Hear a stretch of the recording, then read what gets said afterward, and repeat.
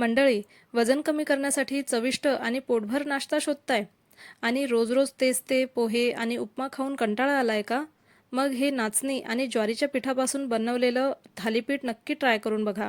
आणि हे थालीपीठ फायबरने भरपूर असल्यामुळे पोट जास्त वेळ भरलेलं राहण्यास मदत होते.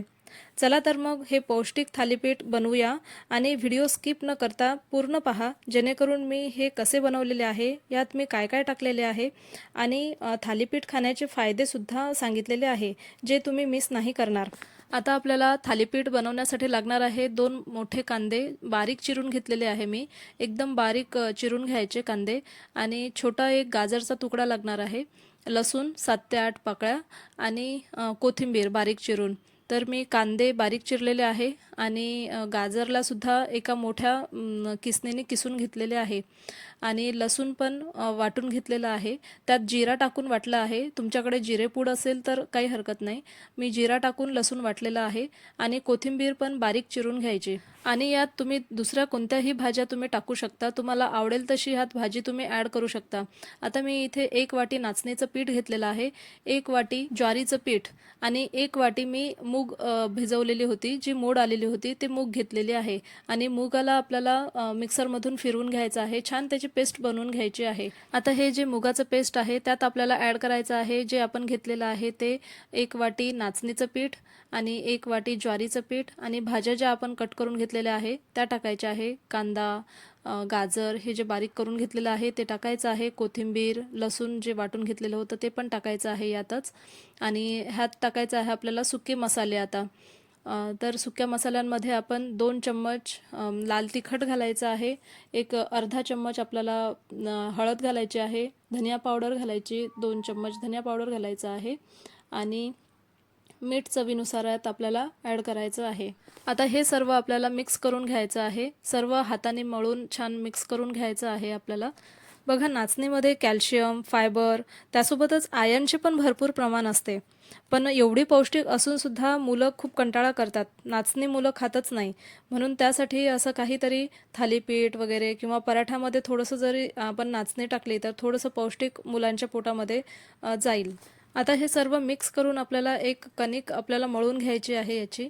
आणि आपण पोळीला जशी कणिक मळतो तशीच आपल्याला कणिक मळून घ्यायची आहे. थोडी सैलसर असली तरी चालते. ज्या पॉटमध्ये मूग बारीक केलेलं होतं, आपण ब्लेंड केलेलं होतं, त्याच पॉटमध्ये पाणी टाकून तेच पाणी आपल्याला ह्यात टाकायचं आहे.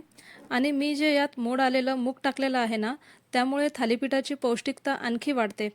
कारण मुगामध्ये खूप जास्त प्रोटीन असते. त्यामुळे नाचणी, ज्वारी, मोड आलेलं मूग, बस पोषणाचा खजिनाच आहे या थालीपीठात. आता हे छान सॉफ्ट अशी कणिक मळून तयार करून घ्यायची. वाटलं तर वरून थोडंसं तेल टाकायचं आणि सॉफ्ट अशी कणिक मळून तयार करून घ्यायची आणि थोडा वेळ 10 मिनिट असं रेस्ट करायला ठेवायचं. असं बघायचं, चेक करायचं. बघा, अशी सॉफ्ट एकदम, म्हणजे थोडीशी अशी सैल झाली तरी काही हरकत नाही, कारण थालीपीठाला वरून आणखी पाणी लावावंच लागते. आणि थोडंसं एखादा कापडाने वगैरे झाकून ठेवून द्यायचं. 5 ते 10 मिनिट थोडं रेस्टला ठेवायचं. आता पोळपाटावर रुमाल किंवा एखादा कॉटनचा कपडा असा टाकायचा. छान स्वच्छ धुवून घ्यायचं पहिले चांगल्या पाण्याने कापड आणि असं पोळपाटावर टाकायचं आणि आपल्याला थालीपीठ असं थापून घ्यायचं आहे. थोडंसं पाणी टाकायचं आणि असं हातानेच थापून घ्यायचं. थालीपीठ थोडंसं असं जाडसरच पाहिजे आहे. तर असं दोन्ही हाताने छान असं थालीपीठ थापून घ्यायचं. जर होत नसेल तर वरून थोडं थोडं पाणी टाकत राहायचं आणि दोन्ही हाताने छान असं पसरवून घ्यायचं. आपल्याला जाड किंवा पातळ असं पाहिजे असेल तसं तसं आपण थालीपीठ थापून घ्यायचं. इकडे मी तावा गरम करायला ठेवला होता आणि त्यावर थोडंसं तेल टाकायचं आणि असं आपलं जे थालीपीठ आहे असं टाकून घ्यायचं. थोडंसं मध्ये होल पण करायचं थापायच्या वेळेस, कारण त्यात आपल्याला तेल सोडायचं असते. आणि असं तेल टाकून छान थालीपीठ भाजून घ्यायचं. वरून तीळ टाकायचं मी विसरले होते थापताना. तर आता मी हे असं शेकतानाच असं वरून तीळ टाकून थोडंसं सराट्याने असं दाबून घेत आहे तीळ आणि दोन्ही बाजूनी छान लालसर होईपर्यंत थालीपीठ असं छान शेकून घ्यायचं. बघा, दोन्ही बाजूने छान शेकलं ना तर एवढे छान खुसखुशीत आणि एवढे चवीला पण एवढे छान लागतात हे थालीपीठ. तुम्ही एकदा नक्की ट्राय करून बघाल. आणि असं शेकून पूर्ण आपले थालीपीठ तयार करून घ्यायचे. आता सेम पद्धतीने आपले जे उरलेले थालीपीठ आहेत ते सर्व बनवून घ्यायचे. पण नेक्स्ट टाईम जेव्हा आपण थालीपीठ ह्या रुमालावरती बनवतो तेव्हा पाणी थोडं जास्त टाकायचं रुमालावर, नाहीतर ते चिपकून जाते. बघा असं छान थापत राहायचं आणि वरून थोडंसं असं वाटलं तर थोडंसं पाणी टाकायचं. पाणी टाकून असं थापून घ्यायचं छान थालीपीठ. आणि असं थालीपीठ थापतानाच आपल्याला त्यावर तीळ टाकायचं आहे. तीळ ऑप्शनल आहे, असं काही टाकायलाच पाहिजे असं काही नाही आहे, ऑप्शनल आहे, असं काही हे नाही आहे. पण थोडं छान दिसते थालीपीठ, त्यामुळे असं थापतानाच थोडंसं तीळ टाकायचं वरून आणि असं परत एकदा थापून घ्यायचं. आणि याला 4-5 असे होल करायचे, जेणेकरून आपल्याला त्यात तेल सोडता येईल असे होल करायचे. आपण टाकतानाच होल करायचे, ताव्यावर करायचे नाही, कारण ताव्यावर आपल्याला चटका लागू शकतो. आणि असं हे करून छान ताव्यावर असं अलगद निघून जाते कापडावरून, काहीच म्हणजे असं चिपकत वगैरे काहीच नाही. ह्या ट्रिक्स थोड्याशा वापरल्या तर एकदम छान असे थालीपीठ बनतात. नाचणी कॅल्शियमने भरपूर असते, तर ज्वारी पचनासाठी खूप चांगली आहे आणि मोड आलेल्या मुगामध्ये खूप जास्त प्रमाणात प्रोटीन असते.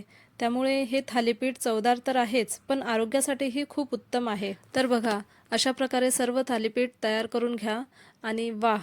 काय सुंदर आणि खमंग असे थालीपीठ तयार झालेले आहेत आपले.